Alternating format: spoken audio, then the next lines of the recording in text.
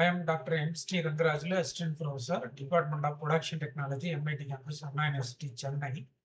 இன்னைக்கு நம்ம என்ன பார்க்க போறோம்னா, ஆர்க் தியரி இன் வெல்டிங்ன்றத பத்தி பார்க்க போறோம்.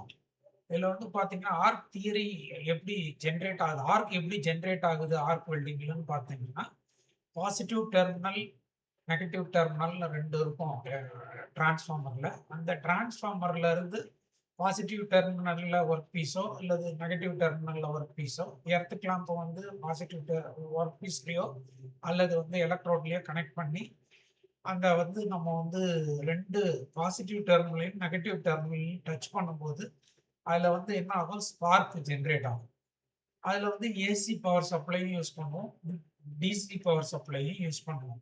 இந்த பவர் சப்ளைய யூஸ் பண்ணி பண்ணும்போது இந்த மாதிரி ஸ்பார்க் வந்து ஜெனரேட் ஆகும்.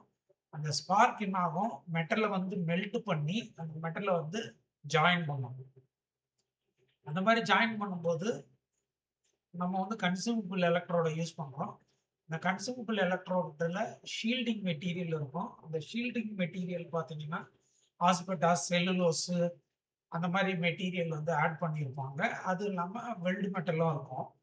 அந்த மெட்டல் மெல்ட் ஆகி அந்த மோல்டன் ஸ்டேஜுக்கு போயிட்டு அதுல வந்து ஜாயின் ஆகுது. அந்த புரொடெக்டிவ் லேயர் ஷீல்டிங் மெட்டீரியல் என்ன பண்ணுதுன்னா, அந்த அட்மாஸ்பியரிக் ஏர் வந்து அது உள்ள போய் அந்த வெல்ட வந்து வீக் பண்ணாம இருக்கிறதுக்காக இந்த ஷீல்டிங் மெட்டீரியல் வந்து யூஸ் ஆகுது.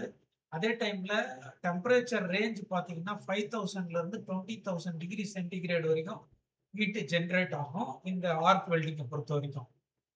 இதுல மோல்டன் ஃபுல் மெட்டல் வந்து மெல்ட் பண்ணி தான் நம்ம வந்து வெல்டு பண்றோம். அதே டைம்ல கூல் பண்ணும்போது எலக்ட்ரோடு வந்து சொலிடிஃபை ஆகி ஃபியூஸ் ஆகி 2 மெட்டல் பீஸும் ஒரே மெட்டல் பீஸா ஜாயின் ஆயிடும். இதுல வந்து power supply, AC power supply, DC power supply use பண்ணுவோம். எலக்ட்ரோட்ஸ் வந்து ஒயராவும் யூஸ் பண்ணுவோம், இல்ல ராடாவும் யூஸ் பண்ணுவோம். ஃப்ளக்ஸ் வந்து ஆக்ஸிஜன், நைட்ரஜன் கேஸஸ் அட்மாஸ்பியர்ல இருக்கிற கேஸ் வந்து உள்ள போயிட்டு அந்த வெல்ட வீக் பண்ணாம இருக்கிறதுக்காக யூஸ் பண்றோம். வெல்டிங் சர்க்யூட் பார்த்தீங்கன்னா, பவர் சப்ளை டெர்மினல் ஏசியாவும் இருக்கலாம், டிசியாவும் இருக்கலாம். இதை வந்து நம்ம வந்து மேனுவலி நம்ம வந்து கண்ட்ரோல் பண்ணிக்கலாம். இதை பத்தி தான் நம்ம வந்து பார்த்துக்கோம். இந்த டைப் ஆஃப் வெல்டிங் வந்து எங்கெங்க யூஸ் ஆகுதுன்னா, இது வந்து பார்த்தீங்கன்னா எல்லா ஃபேப்ரிகேஷன் ஒர்க்லையும் யூஸ் ஆகுது. ஈவன் காரு ஃப்ரேம் ஸ்ட்ரக்சர்லாம் பண்றதுல இருந்து, ஏரோப்ளேன் ஸ்ட்ரக்சர் பண்றதுல இருந்து, ஷிப் பில்டிங் அப்ளிகேஷன்ல இருந்து, ஸ்பேஸ் லான்ச்சிங் எக்யூப்மெண்ட்ல இருந்து, ஈவன் டோர்ஸ், கிரில்ஸ், விண்டோஸ் இதெல்லாம் செய்யறதுக்கும் இந்த ஆர்க் வெல்டிங் ப்ராசஸ் தான் பயன்படுது.